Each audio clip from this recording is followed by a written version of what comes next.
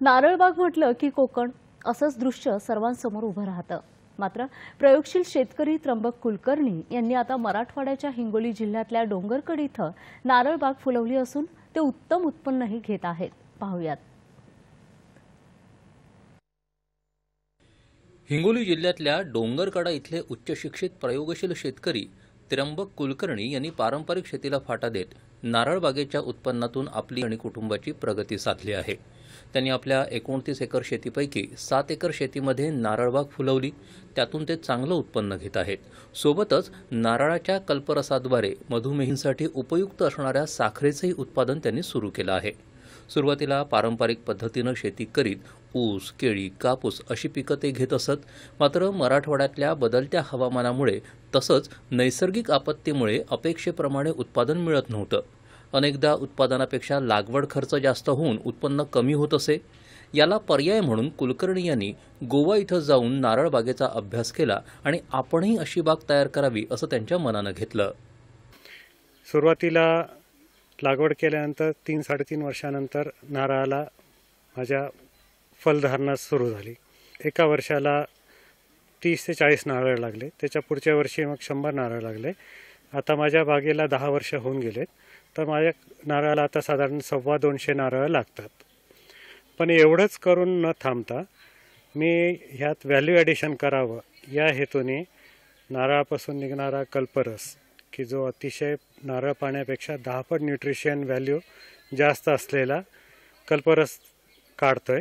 त्या कल्परसापासूनच coconut sugar पण बनवतो, की ही कोकोनट शुगर जिचा GI ग्लायमेक्स इंडेक्स फक्त 35 असल्यामुळे डायबिटिक पेशंटला सुद्धा ही शुगर चालते।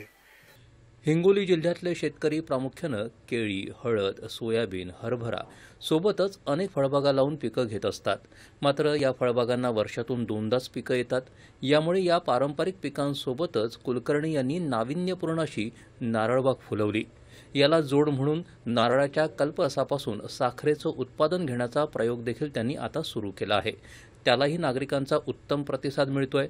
महाराष्ट्रासह शेजारच्या तेलंगणा, कर्नाटक आदी भागातून नागरिक पर्यटक ही नारळबाग पाहण्यासाठी गर्दी करत आहेत। रोजच्या धकाधकीच्या जीवनातनं एक विरंगुळा म्हणून आज आम्ही इथे आलेलो आहोत। हे एक छानसं असं एक दिवस आपण घालवू शकू असं एक पर्यटन स्थळ आहे। आमच्या या भागामध्ये नारळाची झाडं ही क्वचितच पाहायला मिळतात।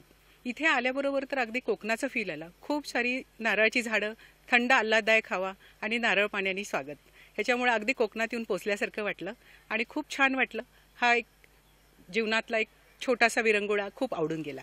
बाहेर 42 ते 43 डिग्री असं ऊन कडकडीत असताना इथे आम्ही या नारळाच्या शेतीमध्ये जेव्हा आलोत, तर या ठिकाणी अजिबात आम्हाला कुठलंच असं जाणवलं नाही की 42-43 डिग्री असं ऊन आहे।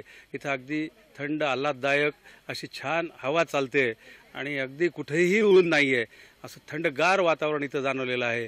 तर सर्वांनी इथं यावं आणि याचा आनंद घ्यावा। कुलकर्णी यांची ही नारळबाग आता 10 वर्षांची असून यातून एकरी 3 लाखांपेक्षा अधिकचं उत्पन्न मिळतंय। तर या संपूर्ण बागेतून वर्षाकाठी जवळपास 20 लाख रुपयांचं उत्पन्न मिळत आहे। नारळबागेतून नारळ विक्रीसह नारळ फुलांपासून ते कल्परस, आईस्क्रीम यासारखे विविध उत्पादनांची निर्मिती करतात। परिस्थितीपुढे खचून न जाता नवनवीन प्रयोग करून उत्पन्न मिळवण्याचा मार्गच त्यांनी मराठवाड्यातील शेतकऱ्यांसमोर उलगडला आहे। हिंगोलीहून दूरदर्शन बातम्यांसाठी अरुणा होकर्णे।